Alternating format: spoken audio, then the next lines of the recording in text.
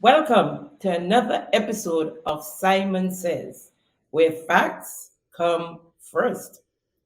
I'm your host, Jenny Simon. Today, we're going to do a little bit of follow up from the last episode. We're going to touch a little bit on the budget presentation. We know that the actual debate have just started this morning, but we're going to touch on a couple of things that the Minister of Finance, the Honorable Dennis Cornwall, spoke of in his presentation. Of course, the salaries and the Kawana Bay. And then we, of course, going to go into our question and answers. So we'll take a quick break and come right back and get into the meat of the matter. Thank you for tuning in to Simon Says.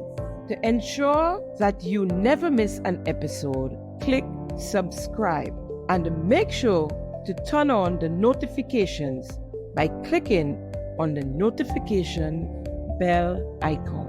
See you at the next episode.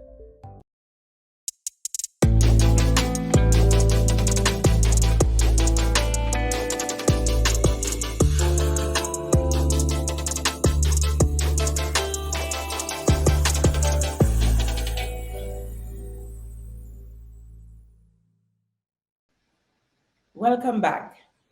Now, to follow up on the Samoa agreement, our Minister for Foreign Affairs, the Honorable Joseph Andel, spoke out last week on what, as he says, the controversy. So let's listen to what the minister had to say. Now, in our case, I believe that the first controversy came about because of, I wouldn't even call it a misunderstanding. A couple of Wednesdays ago, I was engaged at the Parliament in a meeting of the House Committee. Right. Prior to that, I had an engagement with the Chinese ambassador. And immediately following the House Committee meeting, the Prime Minister and I hosted a press conference. Right. So what happened then is that while I was engaged and virtually incommunicado for that period, our ambassador in Brussels had signed the agreement. Right. So in response to a reporter's question, I had said, no, we had not signed. That being based on knowledge and information I had up to that point. It transpired that I was wrong. I take full responsibility for that. There was nothing sinister. Yeah. Yeah. Yeah, the throat is getting a little dry. Yeah. Yeah, we get some water. Yeah, there was, sorry. Yeah. There was nothing sinister about that. It was just a question that I had not yet received. Don't worry. We get a little bit of water. We just take a short break at this time and come right. Choking on the lies now. Now, first of all, I want to know, what is the minister taking responsibility for? That I'm not clear on. Didn't the ambassador have Wi-Fi? I mean, they don't have Wi-Fi where he is. He could have sent a voice note. He could have sent a text. If he couldn't reach the minister, and the minister said he never said that the ambassador tried to reach him. He said he was not available, right? And so when the minister get a chance and he looked at his phone, he would have seen a message from the ambassador saying, well, I'm going to sign, even if he was trying to reach him, right? The question is, Minister Andel, did you give the ambassador the go-ahead to sign? Because if you did, I guess it didn't matter when he signed, right? So when you were asked the question about Grenada signing on, your answer should have been the go-ahead was already given to the ambassador to sign, right? You're not sure if he signed or not yet. So you're saying that yes, we are going to sign. The ambassador already have the go-ahead to sign. But instead,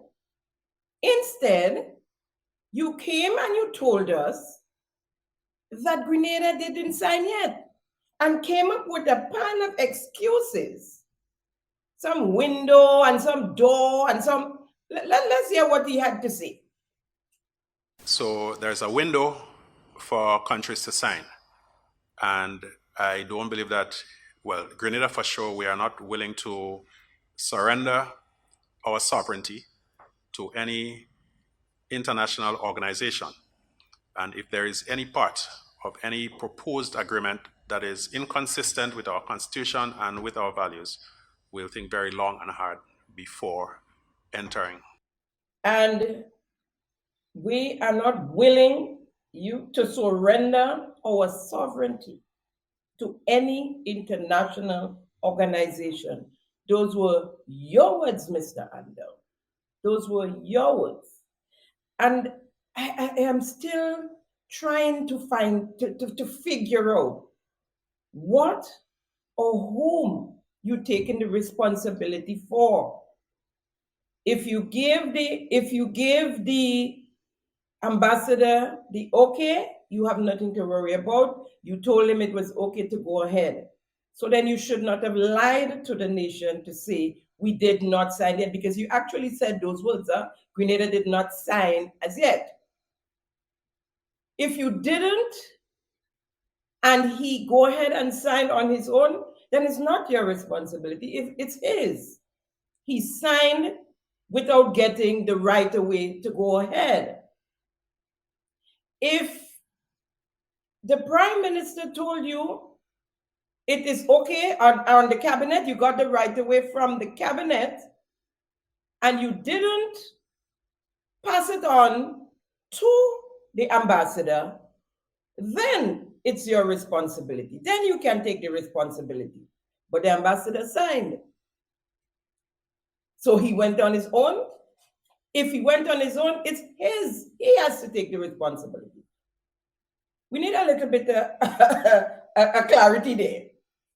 You know, the lies has shadowed the whole press conference, because to date you hear nobody speaking. No one is speaking of what happened on the trip, how many hospitals you all visited, and all these things that you give, which you know.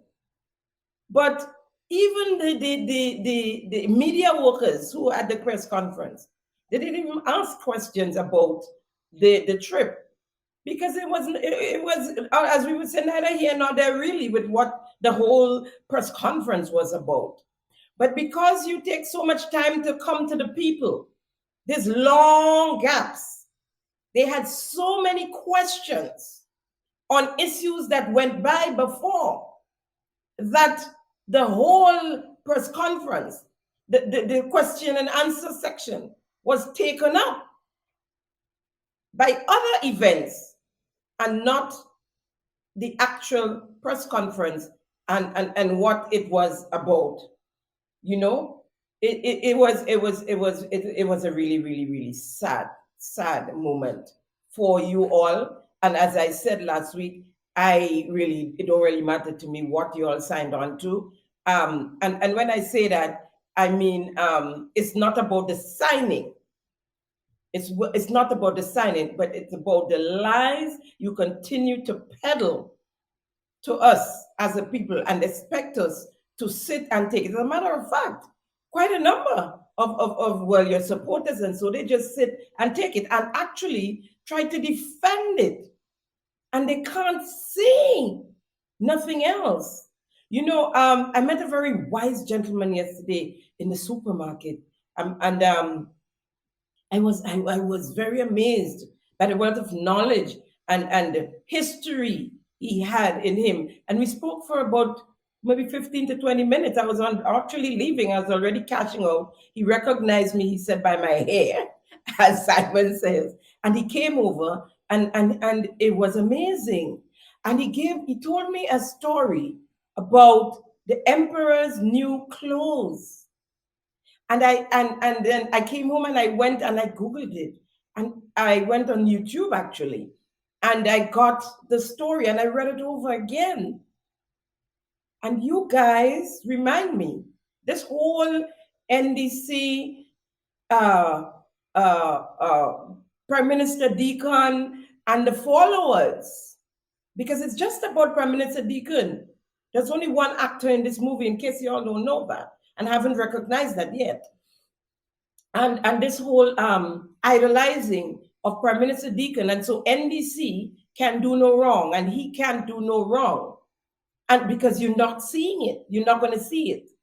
It reminded me very much of the Emperor's New Clothes. I don't have the time to tell you this story today. Maybe one day I will again. But you can go and Google it or go on YouTube and search it up and read it, and you would see where I'm coming from. You would see where I'm coming from. So we move on to the budget. And I really want to touch on a little bit on the salary increases. Yeah, you know, that is a big part of this whole budget presentation. I think that headed the budget presentation really. The opposition senators and the independent senators, they got lucky. They got really lucky, and I'm happy for them. But it was about the cabinet ministers. It was about the cabinet ministers. And so they couldn't very well take a second raise in salary without giving something to the opposition and the other members of the Senate and the parliamentarians that are on the opposite side. Yeah, they really couldn't do it. So they were forced, their hands were forced to do something, help them out a little bit. So from the inception of getting into office, there were whispers of salary increase for the cabinet members. In July, only 7 days, of their to get their salary. In July, 7 days after coming into office, that is, they took a $2,000 raise in salary. Oh yeah, we know, we heard it was for transportation, but whose transportation? Mine? It was for their transportation and to pay a driver. And so for those who don't have drivers, which I think it's for the most part is almost all of them, what they do with the $2,000? They give it to who? It's in their pocket. So it's part of their salary. You could fancy it up how you want and say what you want about it's not in the salary. It's the transportation. Whose transportation? It is part of their salary. And here is audio of the Prime Minister speaking on the $2,000 raise. And instead, we gave the ministers a $2,000 traveling allowance, which would allow them to, in fact, have gasoline and or a driver if they so choose. So those are the changes that have been made. And just to be clear, obviously, the office of the Prime Minister, that traveling allowance does not apply to that office simply because state vehicles are provided for the office of the Prime Minister. Okay, so they got the $2,000. But the whispers continue. Every now and then you'll hear the little whisper that the minister's getting another raise. The minister's getting another raise. But it, kept down and kept down until the lid blew off. And so in the budget presentation, Honorable Dennis Cornwall announced that a $5,000 raise was for the cabinet members. And that's me saying it was a $5,000 raise for the cabinet members. Before I go on, let's hear what the minister had to say, the finance minister, Honorable Dennis Cornwall, had to say. Because that, if you listen closely, pay attention, you would hear that in their deception to the people, they coined it differently. And so what I would say, by default, the opposition members of parliament got the $5,000 raise as well. Let's hear what he had to say. Campaign on the issue of ensuring that parliamentary representatives are given adequate tools and resources to serve their constituents. Mr. Speaker, I am sure the nation would be shocked to be told that parliamentarians who are not cabinet ministers or who are opposition members of parliament only receives a basic parliamentary allowance of $1,474 per month, while a senator receives a basic parliamentary allowance of $852 per month. Mr. Speaker, a member of parliament who is a minister of government or member of the cabinet receives no allowance, no salary, absolutely no resources other than an office space as a member of parliament. Yet, Mr. Speaker, members of parliament are expected to meet and service the basic needs of their constituents without any resources to do so. This is clearly untenable. Mr. Speaker, the experience of other countries, even in our region, is vastly different, ranging from Dominican to Trinidad and Tobago to the Bahamas. Successful governments have shied away from addressing this issue. As members of this House, we should not continue to kick the can down the road for the next generation of parliamentarians. A review of the lack of resources provided to our parliamentarians, which hinders their ability to effectively carry out their duties to the constituency, is a matter that should not clearly get full support from all members of this honorable House. In this context, Mr. Speaker, this government is prepared to bring this matter before the Parliament for deliberation and decision of the House Committee to be guided by the Commonwealth Parliamentarians Pay and Remuneration Survey Outcome Report 2020 to 2021, which provides a comprehensive survey of parliamentary salaries and allowance across the Commonwealth nations. For the payment of a parliamentary allowance for all members of Parliament and the introduction of a constituency provision for each elected members of Parliament. The members of this House, Mr. Speaker, if you are elected by your constituents to serve as the member of Parliament, you must be given some resources to serve your constituents. It should not be lowered.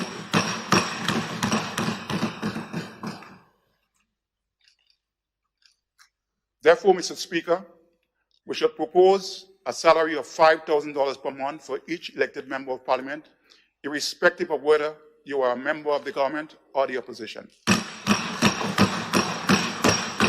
Mr. Speaker, we shall propose a constituency provision of $120,000 per year for each elected member of Parliament, irrespective of whether you are a member of government or the opposition. We shall propose a salary of $3,500 to members of the Senate, irrespective of whether you are a government or opposition or independent appointed senator. Mr. Speaker, we also expect the House Committee to introduce a framework for adequate transparency and accountability in the management of any resources given to elected members of the House of Representatives to assist them in carrying out their service to their constituents. Now let's dissect. The minister said, referring to parliamentarians, you must be given some resources to serve your constituency. Therefore, Mr. Speaker, we shall propose a salary of $5,000. So the $5,000 is not, according to the minister here, according to the budget, is not a raise for the cabinet members and the parliamentarians on the government side. It is a salary for parliamentarians. It is a salary for parliamentarians to serve their constituency. Right after that, though. So that $5,000 is to serve the parliamentarians to serve their constituency, right? Right after that, he spoke of $120,000 per year to each elected member of parliament, irrespective of whether you are a member of government or the opposition. Okay. So the $5,000 was for the parliamentarians across the board, government side and opposition, to serve their constituency. It's $5,000 per month for each member of parliament, irrespective of whether you are a member of government or the opposition. The $120,000, and this one, there was no, he can't divide there. He gave us the whole thing for the year, because they don't want to come and tell you that they're giving their parliamentarians and the ones on the government side as well $10,000 a month for their constituency, for constituency work. So in other words, that is $15,000 per month when it comes to for parliamentarians, right? That's what the budget said. I didn't say it, right? And in some cases, like the members on the government side, they go to their parliamentary office, once a week for 3, 4, maybe 5 hours, if so much, and not every week, right? And they're getting $15,000 for that purpose, right? $15,000. And I mean, of course, you include probably rent and staff and, before this $10,000, the parliamentarians did it with roughly $1,500. I think it's 14 something, right? $1,500. They pay rent, they pay staff, and everything with that money. I saw the Honorable Tillman Thomas in an interview after the reading of the budget saying he's happy about it and it should have been done a long time. I don't know if that was his twin brother speaking, because Tillman Thomas was the Prime Minister and leader of this country, leader of the cabinet, head of the cabinet, and he had the opportunity to do it as well. And from my recollection, I remember hearing that the ministers, the cabinet members, had suggested that they increase that parliamentarian amount, and he turned it down. He said, no way. But today, it should have been done a long time. Like he was never in government and he never had the chance to do it. Something wrong somewhere, something wrong. To get back on track. So he said, that is the Minister of Finance, we shall propose a constituency provision of $120,000 per year to each elected member of parliament, irrespective of whether you are a member of government or the opposition. Even on parliament and on budget day in the parliament, we have deception and lies in some cases coming from the NDC government. I think we need to change the NDC to National Deception Congress. The D, let's change it from democratic to deception, because I don't understand that, right? You've given the parliamentarians, in the government case, you're giving them a raise. And in the opposition case, it's a raise as well, because they were getting some measly amount. We'll come to that down the road, right? Why? What you hiding behind? You big, you bad, you bold. You have guts and you have belly. And you're hiding behind the opposition parliamentarians, really, to take a next $5,000. We know 18 months into the thing. You're hiding behind that and coming out and say to service your constituency when the constituency can't even find them parliamentarians. And I'm speaking of on the government side. They don't answer their phones. They're driving in cars, incognito. They MIA for the most part, right? But you're taking money, you're taking salary. So if you check it, it's probably close to what, $20-something thousand they're getting per month now. These cabinet members, yeah, these cabinet members. So the 120, as I said, divide it by 12, and you see how much you get per month that these people they're getting. Now, shortly after the 2013 elections, we were told by the leadership of the National Democratic Congress that the NNP administration were giving their parliamentarians, and it was all 15 of them, $10,000 for parliamentary constituency services. And we pushed that, and we peddled it, and we peddled it, and we kept on ponging about this $10,000. And they kept on pushing back and saying, they don't know what we're talking about. There's no $10,000. They're not getting no $10,000. They're getting the same $1,500. Right? But we kept on ponging, only to find out the people were selling the truth. And we, the NDC at the time, was telling lies, fibs, fake news, right? And the irony of it is, the NDC is who is now introducing that $10,000. But to save face, they're so ashamed. They give us in a lump sum and saying $120,000 a year. Yeah, $10,000 a month. The NDC is now introducing it. I'm not saying nothing wrong with it, because, the people need to take care of their constituency. And I'm happy, especially for the opposition who's getting that money as well, because if you're MP and you're in opposition, you don't have no clout.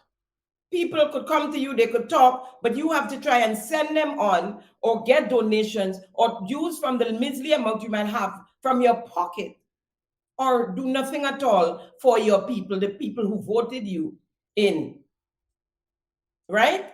So I'm happy for that. But don't disguise it. Don't hide it. Come clear and tell the people that the parliamentarians, the MPs, are now getting $10,000 to serve their community, to serve their constituency.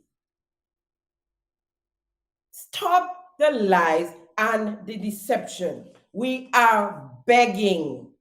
It makes no sense. It makes no sense. Now, we move on to, no. The Honorable Deacon, yes, the Honorable Deacon Mitchell. And very early in them entering office, he made mention, and we tend to forget, of why there's a need for the members of his cabinet to get more money than they're receiving at the moment, and that all the other parliamentarians and cabinet members, I should say, not parliamentarians, but cabinet members, ministers of government, received that salary before. And I see nobody dry up and died yet, But he told us, he told us. And so let's listen again, and let me remind some of you what the Prime Minister had to say. Salaries, in my view, are woefully inadequate. And what that means is that you almost create a situation where people are vulnerable. And therefore, you find a situation where the corruption and so on could happen easily. Because if you're going to give persons a very demanding job to do, and there's no doubt that being a government minister or an MP is a demanding job, and then the state provides little or no or very inadequate resources to allow them to do that job, then you're almost facilitating the process where people are going to be weak, be vulnerable, and they find themselves making decisions that they should not do. However, if you create an environment where persons are paid well, they're given the resources, then you certainly would be minimizing the risk of corruption. And if it does happen, then there certainly should be dire consequences for them because they would have no excuses. The Prime Minister was well aware that he had some weak and vulnerable members in his cabinet. Nonetheless, they now have the big money now. So let's see what happens. Now, my thing is, if the opposition receives only $1,474, that's the amount, dollars monthly for their constituency, and you want to give them a raise to up to $5,000, right? Or you want to add $5,000 to that because it's a $5,000 raise, actually. We have no problem with that, right? The opposition members couldn't get that. So they'll be getting a little $6,474, right? Does the cabinet members have to get a piece of that pie as well, right? So in order to get that raise, you had to include the opposition members so you don't get the pushback that, oh, they take money again. So you say, we didn't take for ourselves alone. We give some to the opposition members as well. That is so funny. Y'all are tricky. Y'all are very tricky. Cunning. So I'm very happy for the senators as well, who now receives a $3,500 monthly, coming from $852, and that is for the senators, irrespective of government side, opposition, and independents. And that is a very good move. I appreciate that, and I show they appreciate it as well. There was some talk about the continuation of the $500 for the nurses, $1,000 for the doctors, and that too is welcoming. However, they left out the rest of the public service. The public workers, the rest of the public workers, they got zipped. However, I think they realized it because they started to be not whispers, but pronouncements and big murmurs coming from different sectors of the public service, the police, the teachers, you had the public workers themselves, like, and we talk about the ones at the Ministerial complex, and they've been speaking out. I saw someone from the administration section of the Ministry of Health speaking out and saying that not only nurses and doctors are within the health sector, and of course, they do a great part as well. So with that, and of course, there were no fireworks coming from the reading of the budget, you know, there was no loud noises, no loud praises.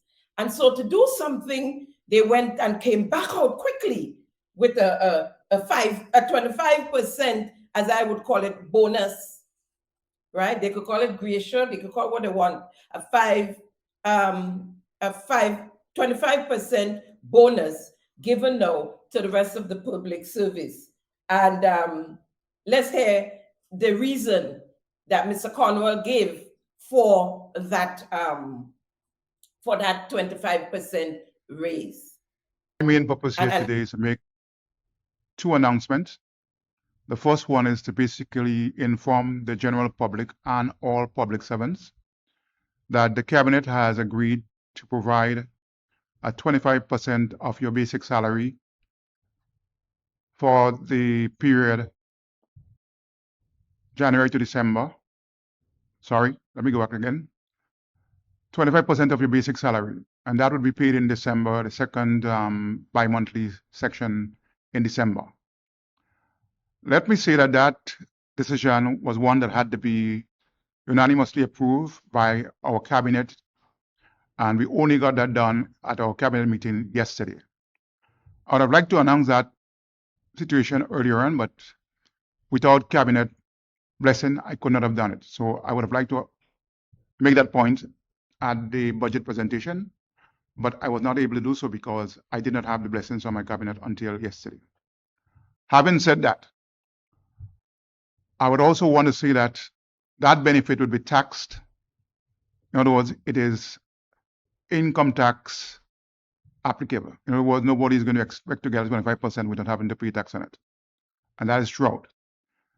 The persons who will benefit from that payment would include all public servants, whether you're permanent, unestablished, imanis, contract workers, contract services. In other words, the only persons who would not benefit from this payment are retirees or pensioners, and government ministers would not benefit from that payment. The second point I want to make is that we do not want to give the public servants or the general public the impression that we are Santa Claus in December. We know that many private sector businesses, as well as some statutory bodies or commissions or other state-owned enterprise, at the end of the year, they provide some type of bonus to their workers. Again, I believe that any bonus to be given to central government workers or even state-owned enterprise should be based on a well-done performance appraisal and have the ability to pay those payments. In other words, if you do not have audited financial statement or a statement that says that you have actually made profit, then I would say that it's not prudent to make such payments. So going forward, I want to let public servants know that this would not be an automatic payment. It would be based on, one, performance, yes, but also we'd have to look at the government's ability to pay. In other words, if the government does not have the same level of revenue going forward, there is no way we can pay you ex gratia payment at the end of the year. I also want to reiterate that we are concerned that the level of productivity in the public service and throughout Grenada needs to be improved. We want to see people coming to work on a timely basis and be able to perform their duties at a higher level. Sometimes we have too many complaints about people's attitude, people's way of conducting business. It doesn't reflect well sometimes on the government and to the people that we serve here in Grenada. So I'm making an appeal to all our workers, whether you are in the central government, statutory bodies, and state-owned enterprise. We want you to basically up your game and make sure you provide the state of Grenada with value for money for the services that you are rendering out there. A smile when your customers come to you go a long way. Talking to them nicely goes a long way. When you come to work and you bring your problems from home to the workplace, it doesn't help that situation. So we are therefore asking people to up the game and be more productive. I'll end here for the moment.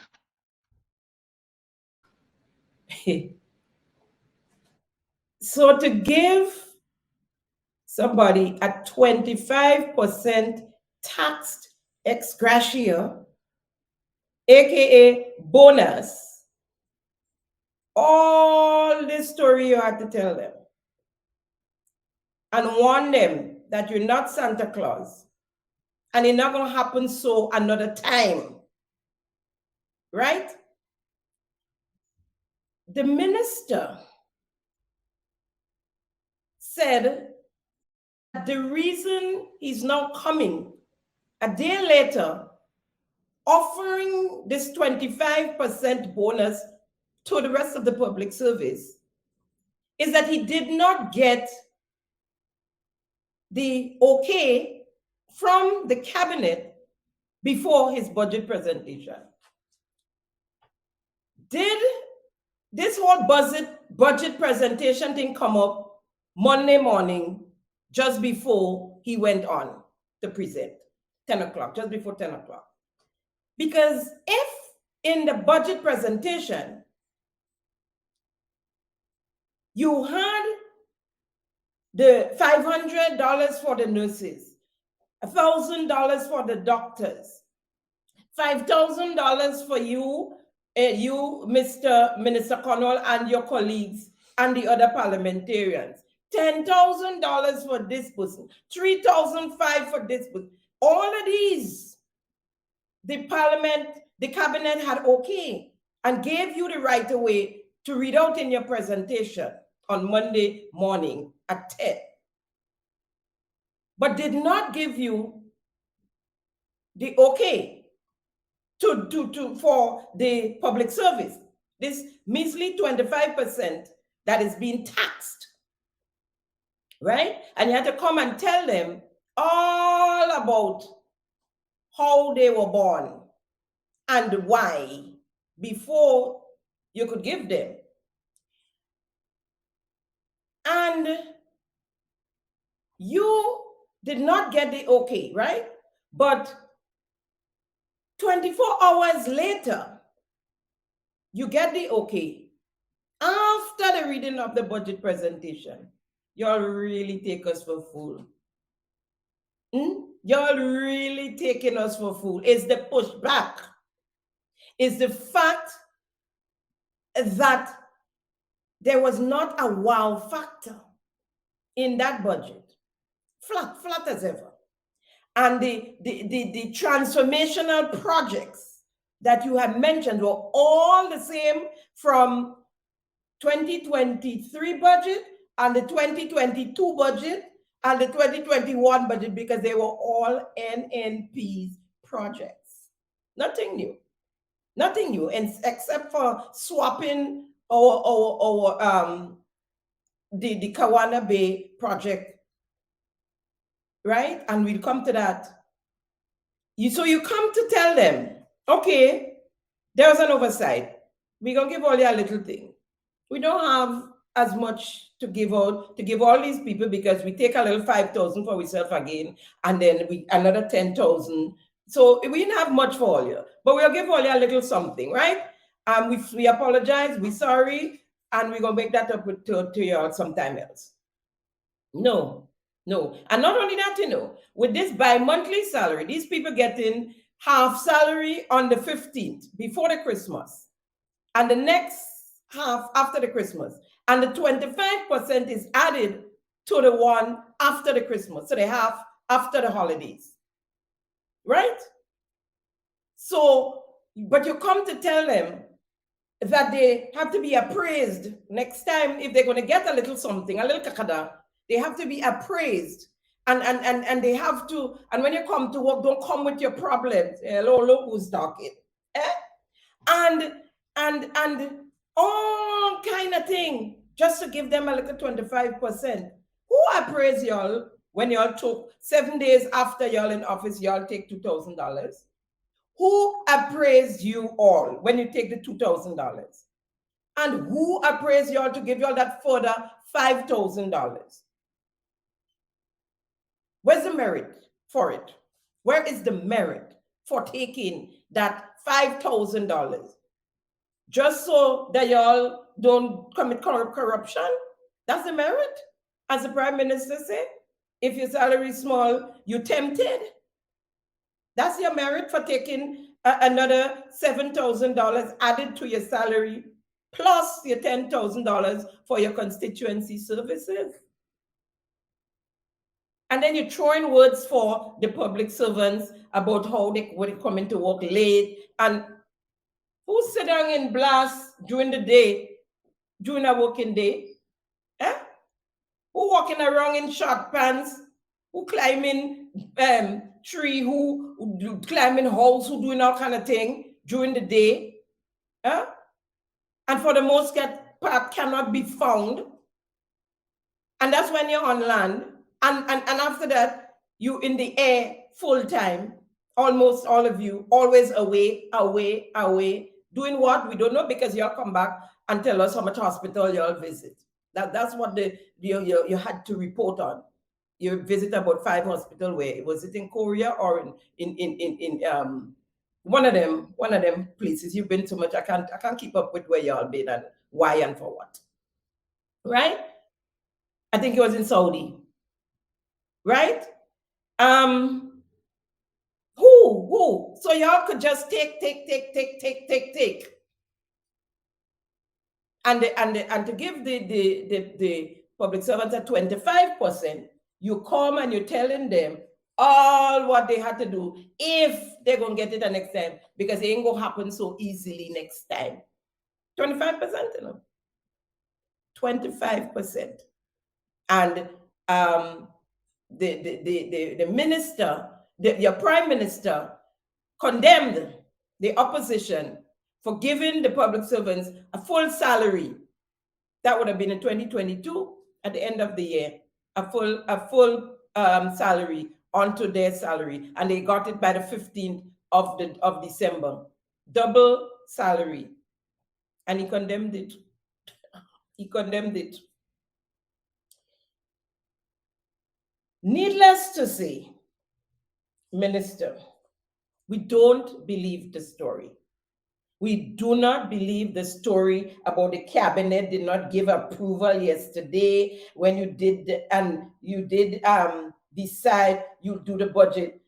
They didn't give you the okay, the approval to give the 25%, but they give you 24 hours later. We don't believe the story. Lies, more lies, and deception. You messed up. You had no intention of giving the public workers no bonus. The concentration was on yourselves, the default administration, to use the Prime Minister's word, the default cabinet, and the word default, I mean, right? He didn't say his cabinet was default, but when he spoke in St. Lucia and he spoke of the default politicians, it fell straight in your laps. Straight in your laps. Right? And you looking for a feel-good moment. So you thought you would trick the public workers into giving them a 25% taxed bonus. As for Cindy Daughter, the Attorney General, there was no need to come in a press conference to talk to us again about the minimum wage increase. Aren't you going to be in the Senate next week? What happened? You're traveling, you wouldn't be there. So you come to tell us about it, because that should be part of your presentation in the Senate next week. But again, you're looking for attention and people not raving about the increase, because although it's a good thing, how it's done, it's wrong. And it's and a number of persons are going to suffer under this minimum wage increase. And I'm telling you so now. So for 2024, look out. Right? So it's not something that you'd hear the general public making a lot of noise about. As a matter of fact, a lot of these people, some people were already getting that type of money as minimum wage from their employers. Not very many people were giving their employers a $700, $800 a month. Not very many, right? So you come now looking for attention and saying it's the first time in 12 years. Yeah, we all know that it's the first time in 12 years. You said that before, you said it again, you said it again, and you said it again. And we know it. And the minimum wage increase is a wonderful thing. And I said it before here on Simon Says. But 100% and 120% in these times where cost of living is skyrocketing, NIS gone up. I mean, you just check it out. Everything, right? Where are the employers? Where is the economic activities so that the employers can have the cash flow to pay their staff that type of money, so that we can then see the cash flow within the country that we badly need, right? So putting pressure on the employers is not going to help. We'd have businesses closing down. Small businesses are going to suffer. We'd have persons being sent home. Layoff, we'll have some of that as well. And you bet I'm not telling you, I'm not asking, I'm telling you it's going to happen. That pressure that you're going to put the employers on, okay? So wait, Cynthia, daughter, wait for the Senate and tell us and come tell us. That press conference yesterday where you come out and listen, the deception behind you guys is just too much. It is just too much. You're full your pockets. Take a bag of money.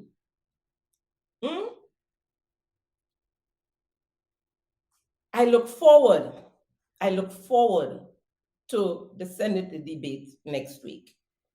Briefly on the Imani, yes, the Imani would get an increase in their wages from $700 or $800 to $1,200. But of course, they've been on the minimum wage.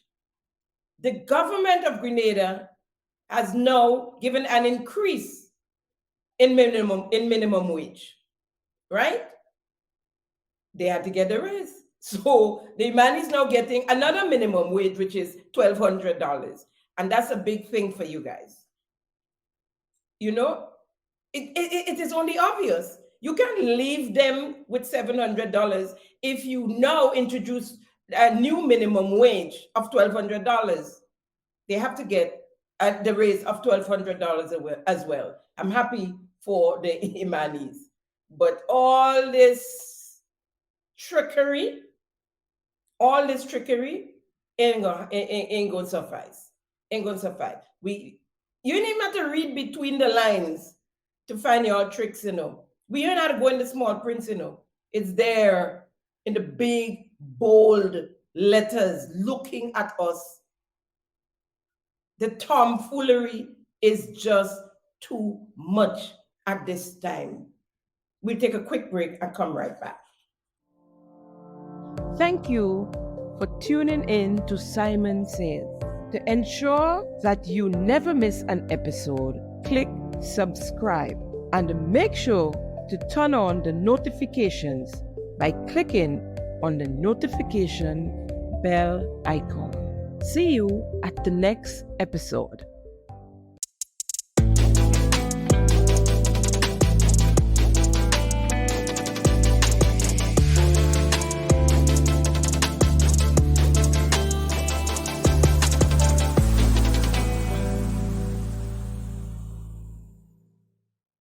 Welcome back. Now to our questions. Who is responsible for the defacing of the Carage? Asking for the people. Grenadans are hoping it is a temporary thing. And you know, those of you who pass on the Carage and see these poles, the black poles, going very close together along the Carage, right? And the overhanging for the lights. Who is responsible for that? And we're hoping that it's temporary. It's probably just for the celebrations, right? Because if not, then they fell short of telling us that there will be no more parade of bands of any sort on the Carage for Carnival. They forget to tell us that part, right? Because not even a Delta truck with boxes on the back of it would be able to do the Carage anymore, right? And personally, it's really not looking good. Probably in the night when they put on the lights, it dazzles you and you don't see, but the Carage has been defaced. And I do hope, as most of you are hoping, that it's a temporary situation. Will Minister Tevin Andrew make an apology in the same medium where he accused someone and had NDC supporters accusing NNP supporters of vandalizing his vehicle? Will this gentleman come and make an apology to us Grenadians? When I saw the vehicle, I knew then it was not vandalizing. For those of you who driving, who had accidents, who scrape your vehicle along a curb, you know what that scraping look like. And the popping of the tire, the exploding of the tire. You know what that looks like. And if it's attention, if it's, I don't know what is it he's seeking. There was one time during the NDC, when NDC was in opposition a while back, there was a similar situation. Now, because for him, who has not been driving for more than a year, maybe just about a year, a little bit, right? For him, he probably thought he could have come and say, look how they vandalized my vehicle, and that would have been, and everybody say, oh, you know, that should not be done, which I agree with. This type of thing should not be accepted. But don't make up stories. So the police is now saying, as far as I understand it, that it is a hit and run situation. I don't know who hit and who run, because they have not said. All I've heard, no, it's now a hit and run situation, right? I don't know who hit, as I said, and who running, but all we heard from the minister is that the situation is being sorted out. We need to know, either from you and from the police, what is the real situation with that vehicle, and you need to apologize to the people.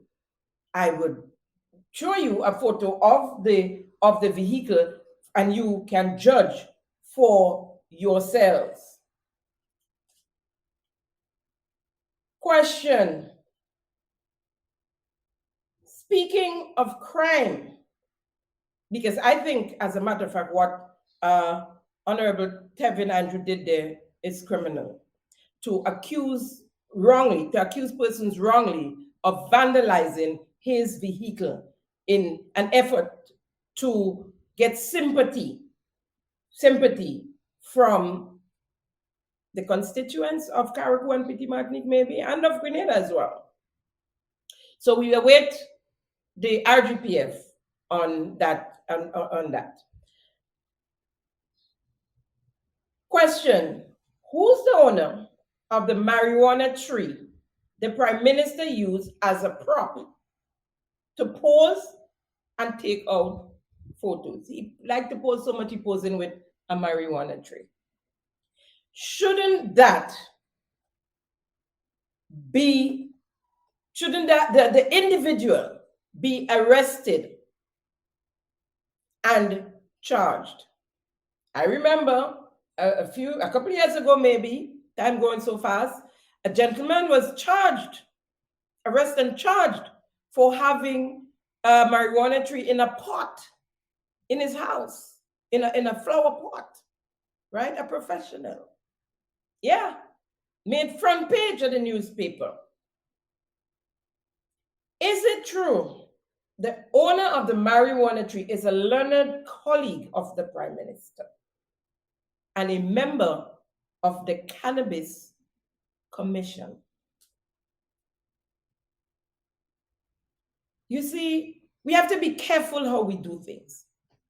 I remember on this program mentioning to you about a lady, a market vendor, who's been having issues with some young people in a booth around by her station, smoking marijuana all day. She's asthmatic. Well, after I reported it, she since fell in the marketplace in Selvail. She couldn't breathe and was taken to the emergency. And she said to me that the young persons told her when she complained about the marijuana that the Prime Minister say he's going to legalize marijuana. It's not done yet, but they have it and telling her that it's okay and nobody could stop them from smoking their marijuana in the marketplace because the Prime Minister said he's going to legalize marijuana. We have to be careful the examples we set. Is it true the newly acting COP Commissioner of Police, is about to exit the RGPF, making room for what John Charles, a former police officer, or I think he is on vacation, on his way to retirement, but he's being brought back into the force and being offered the position of Commissioner of Police. Are we not happy with our new Commissioner of Police? Chalk and cheese. Speaking of COP, congratulations are in order to the former top cop, the former Commissioner of Police, Edwin Martin, for landing a big one, a big job in the region. He has been appointed at CARICOM Impacts and its Implementation Agency of Crime and Security. He is CARICOM czar on gun crime and will mainly focus gun crime control policies and advise leaders and agencies across the region. Mr. Martin, stationed at the CARICOM Impacts Office Corporate Center in Trinidad and Tobago, and advises leaders and agencies across the region. You could run, but you cannot hide. He was forced out of the office of the Commissioner of Police here in Grenada within months of the NDC administration taking office in June 2022. Among others, among others, and I mean others being forced out of their jobs, and now he has to, they have to refer to him, and he has to advise our leadership and the rest of the CARICOM region. He is advising on gun crimes and I guess other criminal behavior. Congratulations are also in order to Ms. Sheila Harris Fields, who also was forced to resign her job by the chairman and deputy chairman of the Stadium Authority, where she was a general manager. Ms. Fields has landed a bigger, better, more lucrative job and a managing position as manager of a business in the south of the island, a new branch of one of our credit unions, our largest credit unions. Congratulations to Ms. Eugenia Peters, who was also forced out of a job at the Ministry of Youth, Sports and Culture. Ms. Peters has also landed a more lucrative job in her profession, doing what she does best as PR, and in the PR and communication field. She's most capable of doing so. When one door is closed, another one is open, especially when you're qualified for the job. God is good all the time, God is good. As usual, I leave you with a clip for the week. If you view life negatively, you will simply perhaps see the Sargassum as a problem. But if you view life positively, we know that everything that has been placed on planet Earth is placed there by the Creator. And He gives us the wisdom to find creative ways to use whatever it is that is on planet Earth. So we see the Sargassum as an opportunity for us, in fact, to be able to use it to the benefit of Grenada. And so we intend, first of all, to capture the Sargassum before it gets to shore. We intend to research, bring into Grenada nets that we can run along the coastline so that we can capture the Sargassum before it gets to shore. We can then bring it ashore. We can then store it appropriately, conduct the necessary research on it, and use the findings from the research to create products that would be useful for us. And let me make it clear, there are already other islands within the OECS that has been exporting the Sargassum to European countries. So we have an asset which is simply lying along our coastline, and we have not been utilizing it. We are satisfied that we have enough scientists, that we have enough researchers within Grenada, the OECS, and the wider Caribbean who will be able to help us address this problem. And so we do not intend to allow our citizens in Subies, Marquis, Grenville, and the coastal areas of St. David and St. George's to simply have to continue to live with the stench of the Sargassum when it gets to shore and when the sun starts shining on it, which to a large extent is what creates the scent by the gases being released from the Sargassum. So we intend to address this matter and address it in a way that will in fact create economic activities for St. Andrew and St. David. So we want to assure you that we will not simply allow this problem to go unchecked. Is that a pie in the sky statement? No. Folks, that's a wrap on today's episode of Simon Says. It was great conversing with you, as usual, keeping them honest. Thank you for joining me in another episode of Simon Says, where facts come first. See you next week, same time, same place. Have a great week. Bye. Thank you for tuning in to Simon Says. To ensure that you never miss an episode, click subscribe and make sure to turn on the notifications by clicking on the notification bell icon. See you at the next episode.